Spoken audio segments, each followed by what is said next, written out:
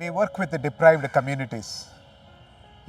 Deprived because for some reason they are deprived of education, they are deprived of access to opportunities in life. So we call them deprived communities.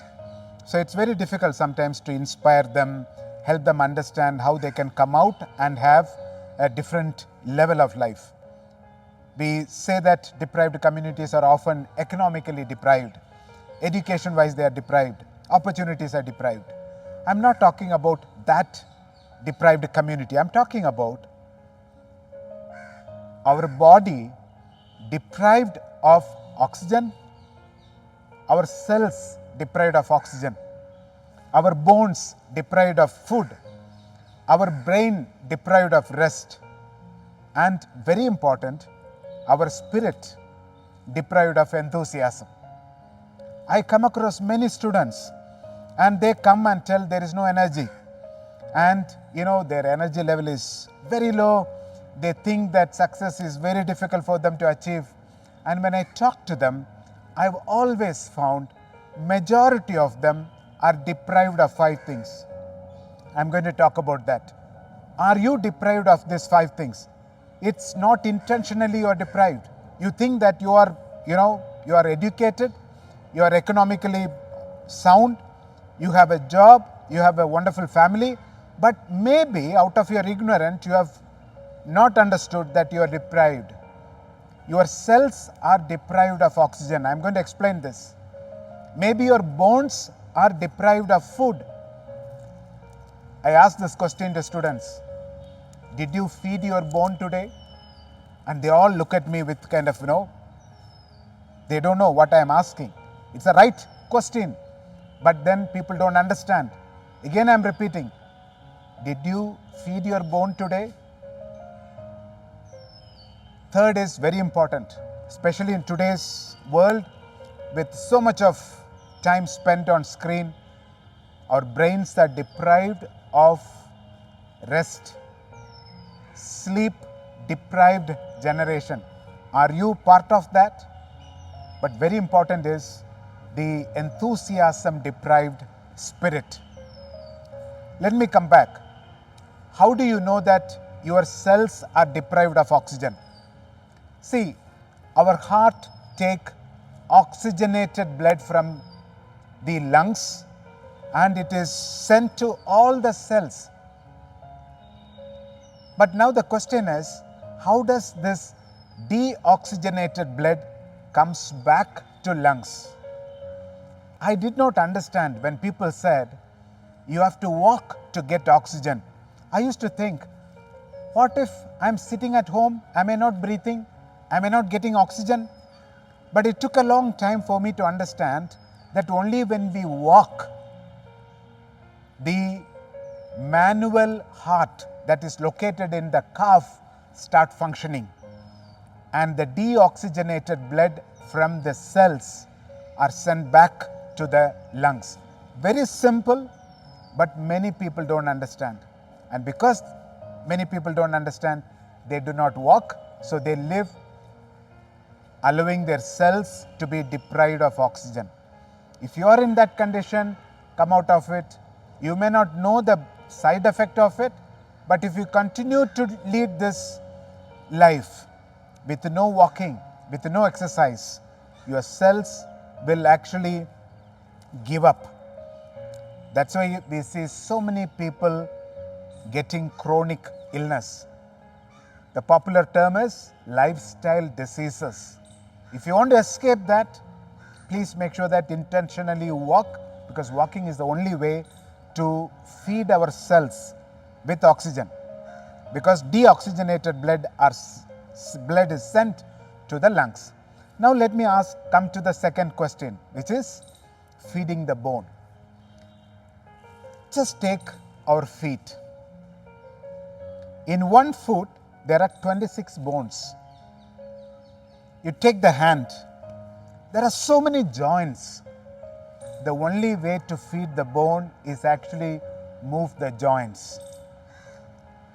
Because of the luxury of travel in vehicles, because there is not so much of manual labor, because our time is spent mostly sitting in front of a system or maybe in the class, very less activity. The joints are not moved regularly, intentionally. What happens? The bones are deprived of food. Again, because we are ignorant about this simple principle how our body functions, we continue to starve our bones. That's why many people have hip pain, joint pain. They are, little bit elderly. They are in their 50s, 60s, 70s. They fall, they break their bone because their bones are so fragile. Just move all the joints. Anywhere, at home, in the morning, even if on the bed, before you get up, you can stretch, you can make sure that you intentionally move your bone. Very important is make sure that your brains are not deprived of rest. Again, I hear this. When I talk about walking, people say, oh, there is no time. When I talk about sleep, people say there is no time. I have to tell you a secret. All my colleagues, my friends, my family members, everyone knows that I try to sleep before 9 o'clock. So in my phone, I have put this something called, focus mode. 8:15, I get this alert that the phone has gone into the sleep mode. Even if some people try to call, if at all I look at my phone, I know that there are some calls that are silenced because my phone has already gone. So I have intentionally taken a decision that by 9 o'clock I sleep. And when I sleep at 9 o'clock, what happens is at 4 o'clock I get up without any alarm. It's very easy. And when I get up at 4 o'clock, I feel I have all the time in the world before me for the day. So I walk at least for 1.5 hours. You would have seen in my video, I walk at least 11,000 steps before I go to office. That means more than 10 kilometers. It's possible. I'm doing it. I live in Delhi, busy city. I take care of the organization. I go around taking sessions. I'm also taking time to shoot this video, and it is possible. But imagine if I fall into, which I was also doing it maybe 5 years ago, somehow I feel that I cannot sleep before 12 o'clock. Then I made it 11 o'clock. But later I realized 9 to 11 time is actually not so much useful. So I shifted that to 5 to 7 in the morning. And now I have all the time. So let me come back to the point. Please make sure that you have time. So your cells are oxygenated daily by walking. Your bones are fed every day by moving, exercising, jogging, whatever you want to do, whatever you feel comfortable. Make sure that you sleep 7 to 8 hours. Make sure that you sleep early so that you have enough time. But more important, make sure that your spirit has enthusiasm.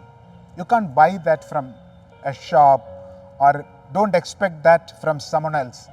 You have to generate that. When you get up in the morning, you have to make your mind that you are going to be happy.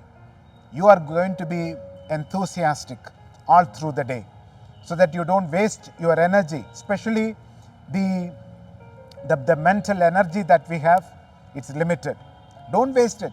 Focus on the work and make sure that you remain enthusiastic. In case if you are into this trap where body, your mind, your soul is deprived, come out of it. It's very easy. It's free. Only thing, you only have to learn few things, and that's what we teach in the Health Ashram. Welcome.